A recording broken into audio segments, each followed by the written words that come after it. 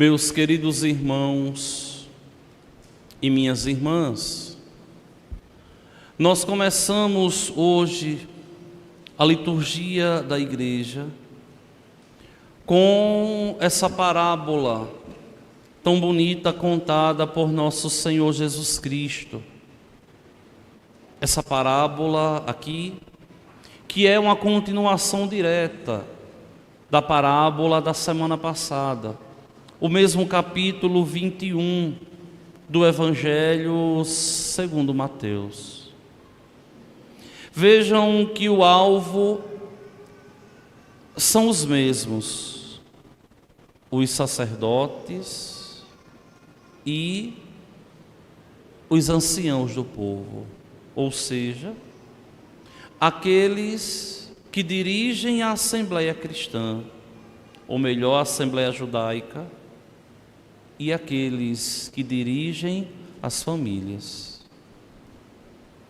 Nosso Senhor está aqui a falar às autoridades que conduzem o povo, às autoridades para que levem o povo ao conhecimento da verdade. Ele fala aos líderes para que eles se convertam, compreendam a palavra e busquem converter o povo que a eles Deus confiou. Lembrem que na semana passada, a liturgia da igreja nos colocava aquela parábola do pai de família, que dizia a um filho: vai para a minha vinha. Ele dizia: não vou, se arrependeu e foi. E o pai de família dizia ao outro filho: vai para a minha vinha. Ele dizia: vou, e não foi. E eu exortava vocês, para que vocês compreendessem a abertura que deve existir do nosso coração para fazer o que é certo, para permitir que o reino de Deus aconteça em nossas vidas. Hoje, nessa parábola aqui, nosso Senhor está falando praticamente a mesma coisa. Praticamente a mesma coisa, nosso Senhor aqui fala, nosso Senhor aqui diz. Só que aqui um pouco mais de violência. Lá, os filhos trataram com indiferença, mas um se arrependeu e foi fazer a vontade do Pai. Aqui, os vinhateiros tratam com truculência, matam os enviados do patrão. É muito simples de compreender essa parábola. O patrão é Deus, os vinhateiros são os vinhateiros é o povo de Israel, e os enviados são os profetas, os reis, os juízes, aquele povo todo suscitado por Deus para conduzir aquele povo e fazer os frutos acontecerem. Só que a atitude daquele povo foi uma atitude de rechaçar a atitude dos profetas, as palavras dos reis, as palavras dos juízes, dos patriarcas, e ali eles não deram valor, perseguiram os profetas, apedrejaram os profetas, mataram os profetas. Por quê? Porque é muito mais fácil eliminar alguém que me cause incômodo. É muito fácil eliminar alguém que me cause incômodo, ou rechaçar alguém, ou tratar com indiferença. E aqui eles eliminam os profetas, eliminam os enviados de Deus, porque querem viver segundo o seu modo, querem viver segundo a sua consciência, abrimos um parêntese aqui, uma consciência mal formada e laxa. Porque nem sempre aquilo que nós temos como verdade é a verdade. Nem sempre aquilo que me parece bom é bom. Nem sempre aquilo que me apetece é proveitoso para a minha salvação. E aqui, eles querem caminhar sozinhos. Só que chega um momento que o próprio Deus diz assim: olha, agora eu vou enviar o meu filho. E o meu filho eles haverão de obedecer. Só que foi o contrário.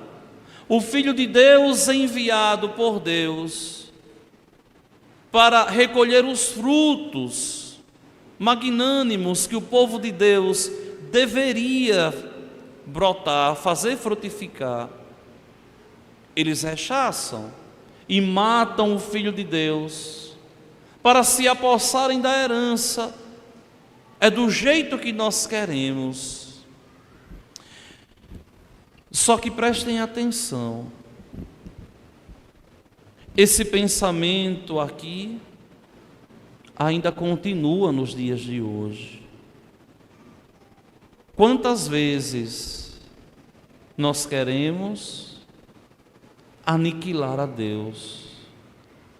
Aniquilar a Deus querendo fazer as coisas segundo os nossos critérios, do jeito que a gente quer, do jeito que a gente pensa. Quantas vezes nós rechaçamos os ensinamentos da igreja? Eu vou à igreja, mas eu faço do meu jeito. Eu vou à igreja, mas é do jeito que eu quero. Eu obedeço se eu quiser. Eu não aceito essa palavra, esse padre é antipático, esse ensinamento do bispo eu não julgo bom. Mas por quê? Porque o pensamento continua o mesmo. Eu quero ter essa independência. Porque o grande problema aqui é justamente essa independência que as pessoas querem ter de Deus. Só que nunca teremos. Por quê? Porque o homem foi feito dependente de Deus. Ele é eterno. Nós não somos eternos. Ele não tem início, não tem fim.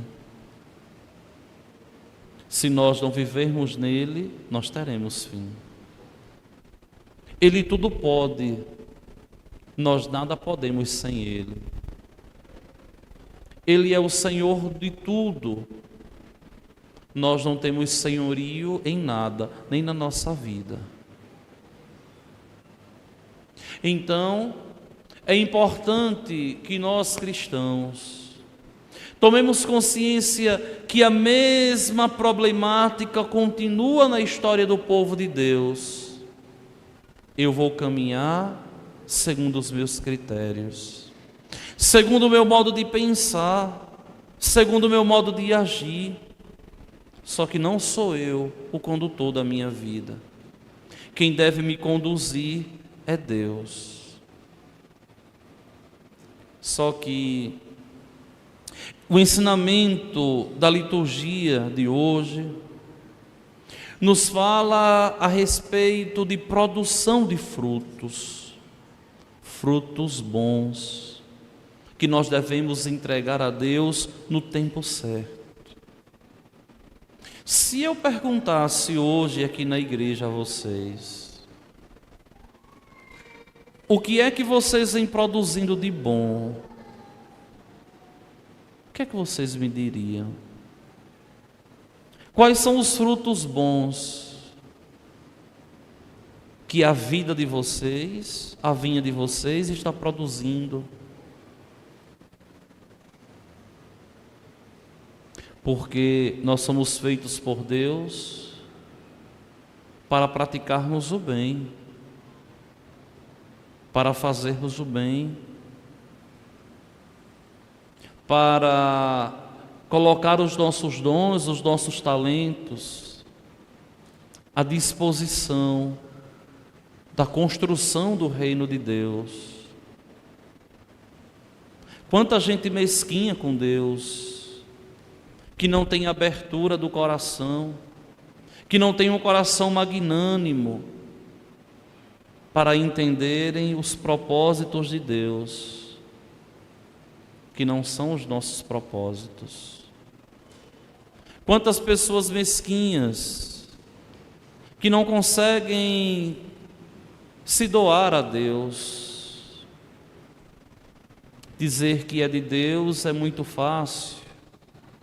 Ser de Deus é um grande desafio, é um grande dilema. Porque ser de Deus passa pela minha entrega total, diária, no cotidiano da minha vida. Ser de Deus passa pela abertura grandiosa do meu coração, dizendo assim: olha, Senhor, reina na minha vida. Tu és o primeiro lugar no meu viver. Mas com que facilidade nós vemos pessoas que se dizem cristãs, pessoas que se dizem de Deus, colocando Deus no centro da vida, no momento em que não existe mais nenhuma opção. Se eu não tiver nada o que fazer, eu vou à igreja. Se não aparecer nada, eu cumpro o meu compromisso na igreja. O compromisso de fé pode já estar previamente agendado, mas se aparecer qualquer coisa primeiro, eu vou. Pessoa que age assim, que vive assim, nunca vai se encontrar totalmente com Deus. Por quê? Porque não consegue nem cumprir o primeiro mandamento, que consiste em amar a Deus sobre todas as coisas. A vida do cristão não pode ser estéril. Nós temos que produzir frutos que permaneçam, frutos de eternidade, produzir bons frutos, para que nós possamos ter uma colheita frutuosa em um mundo que não quer saber de Deus, em um mundo que não quer saber do Senhor. Por isso eu vos digo, o reino de Deus vos será tirado e será entregue a um povo que produzirá frutos. Só estas palavras aqui, desse versículo 43 do capítulo 21 de Mateus, nós deveríamos fazer um retiro e pensar e meditar e esmiuçar essa palavra na nossa vida, no nosso coração. Imaginem que tristeza se o Senhor, o bom Deus, tolher os nossos dons. Porque tem gente que não entende. Mas eu tenho que servir a Deus no momento em que tudo está caminhando em vento e popa. Ou seja, quando tudo está caminhando da melhor forma, é que eu preciso ser temente a Deus. É que eu preciso de verdade entrar na linha. Por quê? Porque o que eu estou vivendo foi Deus quem me deu. Porque o que eu estou vivendo é bênção de Deus. E Deus não pode me abençoar para que eu, ao invés de crescer na amizade com Ele, eu decrescer na intimidade com Ele. E tem gente que o tempo passa E ao invés de crescer se aproximando de Deus, o tempo vai passando e vai caindo, se distanciando da intimidade e da proximidade com o Senhor. Por quê? Porque o mundo é muito mais atrativo. Porque o mundo seduz. Porque facilmente o entretenimento mexe muito com a minha cabeça. E eu não consigo, na hora que eu devo provar o meu amor para com Deus, renunciar e dizer: não, eu sou de Cristo. E o mais triste, quando nós, porque, minha gente, existe uma coisa que nós temos que entender: nós somos agraciados por Deus. Quem ouve a palavra de Deus, quem tem a virtude da religião, essa inclinação natural para o luminoso, para o sagrado, tem que entender que é um agraciado. Porque tem gente que caminha na igreja por caminhar, mas que não tem essa inclinação natural. E essa inclinação natural para as coisas de Deus, para ser de Deus, tem que forjar o nosso caráter, o nosso jeito de ser cristão no mundo. Ontem eu tinha uma conversa muito boa com os acólitos e analisava esse comportamento que muitos cristãos estão tendo, de uma falta de compromisso de fé, e assim se perdendo em meio à multidão, se perdendo em meio ao mundo, se perdendo em meio às coisas do mundo. Porque o cristão batizado que caminha na igreja, ele não pode nunca querer se comportar como o pagão lá fora, como eu venho dizendo tanto a vocês ultimamente. Nós temos que tomar consciência que nós somos diferentes. Nós temos que tomar consciência que nós somos agraciados por Deus. Nós temos que tomar consciência de que nós fomos escolhidos por Deus para que sejamos lá fora ponte, seta, sinal de Deus. Como o próprio Deus diz: ser sal, ser luz, ou seja, se o sal perde o sabor, para que serve? Para nada. Se a luz perde a capacidade de iluminar, para que serve? Nada. O sal para ser pisado e a luz para ser jogada no lixo. Assim o cristão, que perdeu a sua identidade em meio ao mundo, que não produz mais, que é estéril. E vejam que a esterilidade na Sagrada Escritura sempre foi considerada falta de bênção de Deus. Por quê? Porque o reino de Deus, porque os cristãos sempre foram férteis, sempre produziram frutos de eternidade. E aí eu questiono a vocês pela segunda vez: quais os frutos de eternidade que vocês estão a produzir na própria vida? O que é que você vem produzindo por Deus, em nome de Deus? Porque tem gente que é tão ousado que não teme a Deus. Tem gente que tem uma ousadia danada, que desafia Deus, um desafio branco.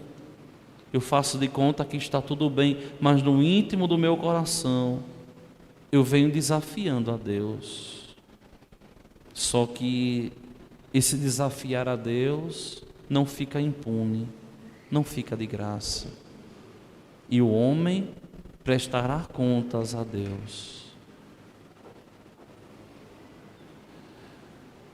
O cristão que tem consciência, que caminha em Deus, o cristão que tem consciência que deve permanecer em Deus, porque é um agraciado, porque é um abençoado, ele não perde as estribeiras por nada, porque ele sabe que caminha em Deus, porque ele sabe que está em Deus. Só que muitas vezes as pessoas, elas são tentadas a pensar que, uma vez que eu sirva a Deus, eu não vou ter mais problemas, eu não vou passar mais por dificuldades. E esse pensamento está errado, totalmente equivocado. Porque o servir a Deus não me dá uma imunidade para que eu não venha sofrer, nem passar por dificuldades. Não. Estou passivo do sofrimento, estou passivo das dificuldades, como qualquer pessoa. Como qualquer pessoa, eu estou passivo das dificuldades. E vou passar por elas, porque elas fazem parte da vida. A diferença é que, na caminhada da minha vida, quando eu vivo a minha fé com integridade e dignidade, na hora que os problemas vêm, eu não me deixo sucumbir. Por quê? Porque tenho consciência que estou em Deus. Porque tenho consciência que Deus está comigo. Porque aqui não é só o movimento de tomar consciência, eu estou em Deus, mas eu preciso também ter consciência de que Deus está comigo, caminha comigo lado a lado, segura na minha mão, me protege das maldades, me guarda do inimigo. E mesmo assim, em um dado momento, aqui ou ali, o inimigo ainda consegue quebrar essa barreira e tentar nos destruir. Por quê? Porque todas as vezes em que eu dou brecha, o inimigo não perde a oportunidade. Observem que os momentos mais difíceis da vida, os grandes problemas, foram causados pela inclinação e pela abertura que eu dei. E o inimigo não brinca, ele vem para destruir. Só que o homem que não é imune das dificuldades, dos problemas, ele precisa entender que essa amizade com Deus é uma amizade que frutifica. E esse fruto a gente percebe na vida de oração. Quando eu peço a Deus para ser forte, para não cair em pecado, e para que, se eu for tentado, eu consiga vencer os problemas, as preocupações. Eu preciso enfrentá-las todas na proximidade e na intimidade com Deus. Olha o que Paulo escreve à comunidade de Filipos, à comunidade dos Filipenses. Uma comunidade ali grandiosa, mas uma comunidade meia que soberba. Nós nos convertemos, não teremos mais problemas. E Paulo aqui vai dizer: não, vocês se converteram, os problemas vocês vão ter, mas agora vocês terão uma força de Deus para superar os problemas. Ou seja, não estão caminhando sozinhos, estão em Deus e Deus está com vocês. E aí Paulo escreve esses conselhos de hoje. Irmãos, não vos inquieteis com coisa alguma.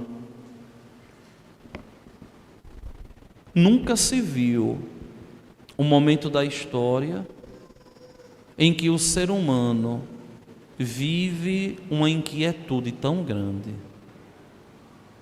São tantas inquietações que maltratam, que tentam destruir, que faz com que as pessoas percam o norte e percam a capacidade também de renunciar.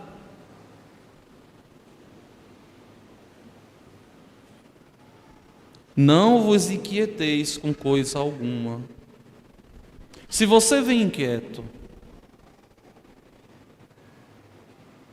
com a preocupação excessiva, não as preocupações naturais, porque as preocupações naturais fazem parte da vida. Com essas fobias loucas, tudo isso é fruto de uma falta de seriedade de oração. Porque quem caminha em Deus, na hora dos problemas, sabe, eu estou em Deus e Deus sabe por que está permitindo que eu passe por isso. E o que é que eu tenho que fazer enquanto cristão? Aí Paulo continua: apresenteis as vossas necessidades a Deus. Apresentar a Deus os meus problemas, as minhas ansiedades, apresentar a Deus as minhas inquietações, apresentar a Deus aquilo que me rouba a paz. Mas não é só apresentar a Deus, é buscar ser dócil e deixar Deus agir em meio à minha vida.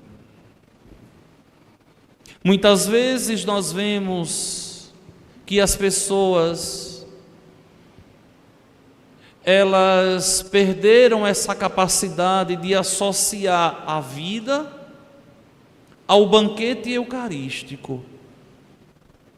Olha o que Paulo diz: apresenteis as vossas inquietações, as vossas necessidades a Deus, acompanhadas de ação de graças, em orações e súplicas. O que é essa ação de graças aqui que Paulo fala?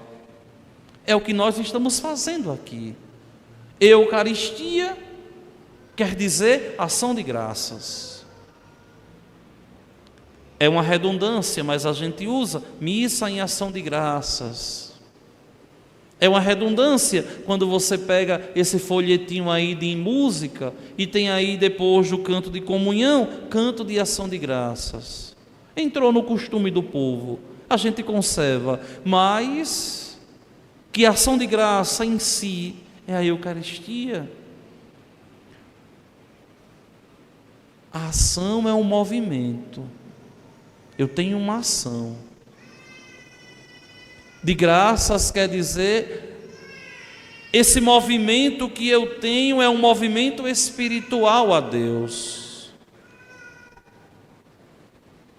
É um movimento espiritual ao Senhor, o bom Deus. Onde eu, enquanto cristão, coloco as minhas dores, as minhas angústias, as minhas necessidades, ofertando-as todas a Deus na Santa Missa. Só que não é só isso. Aqui nós temos a primeira parte, a segunda parte vem agora. E a paz de Deus, que ultrapassa todo o entendimento, guardará os vossos corações e pensamentos em Cristo Jesus. Essa paz que nós tanto necessitamos para aquietar o nosso coração, para sossegar o nosso coração em Deus, para permitir que nós possamos colher os frutos de oração. A paz que nós desejamos não é simplesmente uma paz social, a ausência de violência, a ausência de guerra, não.